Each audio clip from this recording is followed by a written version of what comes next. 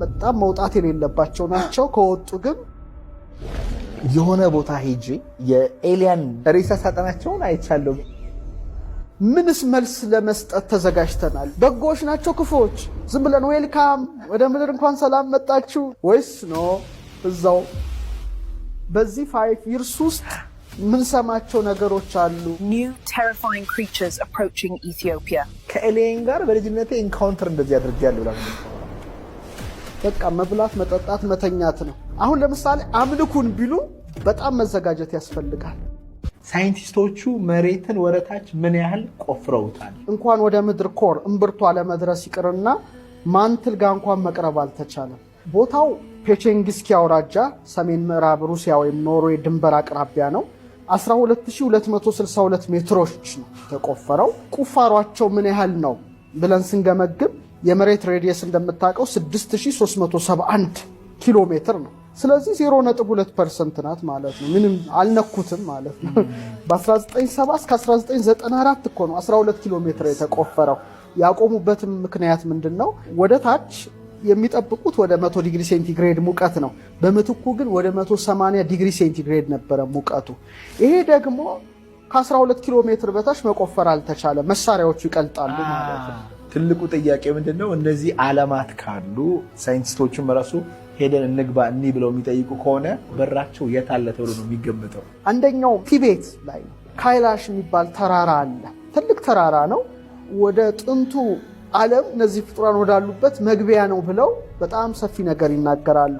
የታችኛውን ዓለምና ምድርን የሚያገናኘው ዘንግ እዛ ጋ አለ የሚል እሳቤ አላቸው። ሻምባላ የሚባለው ከሂማሊያ በታች እና ስውር ስርወ መንግስት ያለበት ቦታ መግቢያ ነው የሚሉት። የአትላንቲስ የጥንቶቹ ቅርሶች አሉ። በክሪስታል የተሰራ ቤተ መጻሕፍት አለ እና ወደ አጋርታ ወደሚባለው መግቢያ በር ነው ይሄ ተራራ። ሞክር ሄደ። ሁለተኛው ሻሽታ የሚባል ተራራ ነው። ያንቀላፋ እሳተ ገሞራ ያለበት ነው። በፓሲፊክ ውቅያኖስ ውስጥ የጠፋው አህጉር ለምሳሌ ሌሙሪያ የጥንት ስልጣኔ ሀገራቸው ከመስጠሟ በፊት እዚህ ተራራ ውስጥ ነው የተደበቁት እና ከመሬት በታች ያለች ሰፊ ከተማ አድርገው ያያዋታል። እዛ ውስጥ ቁመታቸው ረዣዥም ጥበበኛ የሆኑ ሌሙሪያውያን የሚባሉ ይኖራሉ ነው የሚሉት። ዋሻዎች ከጥልቅ ግዛቶች ጋር የሚያገናኙ መተላለፊያ ናቸው ይባላል። ብዙ አሁን በሀገራችን የሚባሉ አሉ እንደ ዋሻዎች በዚህ ያደርሰው እዚህ ያደርሳሉ፣ ግን ሙከራ ያደረገ ሰው የለም። በላሊበላ ተገብቶ ኢየሩሳሌም የሚያስወጣ ዋሻ አለ። ዋሻን ስናነሳ ኢኳዶር ላይ አንድ ትልቅ ዋሻ አለ እና ያ ዋሻ በብረት የተሰሩ መጻሕፍት አሉ ይባላል። የአትላንቲክም ካዝና እዛ ነው የሚል አንድ ሐሳብ አለ። ሌላው የአማዞን ደን ነው ብራዚል። እነዚህ በጣም ጥቅጥቅ ያሉ ደኖች ወደ ውስጣዊው ዓለም መግቢያ ናቸው የሚል ሐሳብ አለ።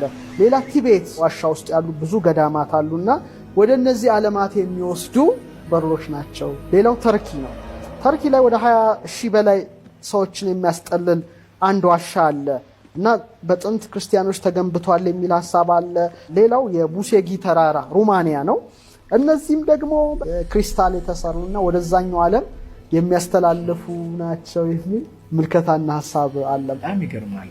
እንደዚህ አይነት ምስጢራዊ ቦታዎች በጣም በከፍተኛ ሁኔታ የሚጠበቁ ናቸው።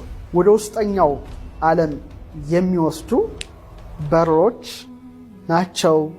ሀገራችን ላይስ መግቢያ በሮች አሉ? የት አካባቢ ሊኖሩ ይችላሉ ተብሎ ይታሰባል? ይህ ጥያቄ ለፈኝ ምናልባት ቅድም ስታወራ እያሰብኩኝ ነበር እንደው ደፍሬ በገባ ምን ይመጣል? እግዚአብሔርን አምኘው ከተለከፍኩም ልለከፍ ብዬ ሀሊውድ ላይ የሚሰሩ ሙቪዎች እንደዚህ አይነት ዋሻዎች ሲገባ አስፈሪ ፍጡራን ወጥተው ምናምንና አስደንጋጭ አድርጎ አይምሯችን ላይ ስሎታል። ስለዚህ ነገሮቹን ወደ ተቀደሰ ነገር ከማየት ይልቅ ወደ አስፈሪ የኤሊያን ሬሳ ሳጥናቸውን አይቻለሁ ብላኝ በግሌ ምጠረጥራቸው አንድ 5 ቦታዎች ሊኖሩ ይችላሉ። ይሄ ነገርና ለምሳሌ ሰበዳአት የሚባሉ በጣም አስፈሪ ፍጡራን ናቸው። በሁለት ተራሮች መካከል ነው እስክንድር የዘጋባቸው። እነሱ ደግሞ ኦልሞስት ወደ 23 ኪንግደምስ ናቸው። በጣም መውጣት የሌለባቸው ናቸው። ከወጡ ግን ያጠፉናል። በጣም የሚፈሩት የከፍተኛ ሆነ ንዝረት ያሉት የዜማ መሳሪያዎች ይፈራሉ አይነት ነው። በነዛ ነው የጠበቃቸው። ተፈጥሯቸውን መልካቸውን ሁሉ በብራና ላይ ተስለው አግኝቻለሁ። በጣም ማሰብ ያለብን ነገር ምለው እነዚህ ነገሮች ቢወጡ ዝግጅት አለን ወይ? ሁለተኛ ምንስ መልስ ለመስጠት ተዘጋጅተናል? ለትውልዱ በተለይ የሃይማኖት እኮ ሰዎች ይመለከታቸዋል። በጎዎች ናቸው ክፉዎች? ሊያታልሉ ነው የመጡ ዲሲቭ ሊያደርጉ ወይስ አይደለም? ዝም ብለን ዌልካም ወደ ምድር እንኳን ሰላም መጣችሁ ልንላቸው ነው ወይስ ነው እዛው ልንላቸው ነው? ምንድነው ነገሩ? የሚያስተምሩትስ ምንድነው? አሁን ለምሳሌ ቅዱስ ጳውሎስ በሮሜ 8:38 ላይ ምን ይላል? መላእክትም ቢሆኑ ይላል ግዛትም ቢሆን ያለውም ቢሆን የሚመጣውም ቢሆን ኃይላትም ቢሆኑ ከፍታም ቢሆን ዝቅታም ቢሆን ልዩ ፍጥረትም ቢሆን አለ በክርስቶስ ኢየሱስ በጌታችን ካለ ከእግዚአብሔር ፍቅር ሊለየን እንዳይችል ተረድቻለሁ ይላል። ጌታችን ስለ ምጽአቱ ምልክት ሲናገር እንደ ኖህ ዘመን ይሆናል ነው ያለው። መጨረሻው ላይ እንደማይከሰት ምን ያህል እርግጠኞች ነን? ባለቤቱ እንደ ኖህ ዘመን ይሆናል ካለ። ስለዚህ አሁን ቅዱስም ይሁኑ ርኩስም ይሁኑ እዚህ ላይ መጠንቀቅ ያስፈልጋል ማለት ነው። አሁን ለምሳሌ አምልኩን ቢሉ አናመልካቸውም። ለምን? ከምድር በታች ላለው እንዳሰግድላቸው ይልቁኑ ደግሞ እነሱ መንበርከክ ያለባቸው ለክርስቶስ እንደሆነ ነው የሚጽፈው መጽሐፉ። ከዚህ ሁሉ ነገር ማየት ያስፈልጋል።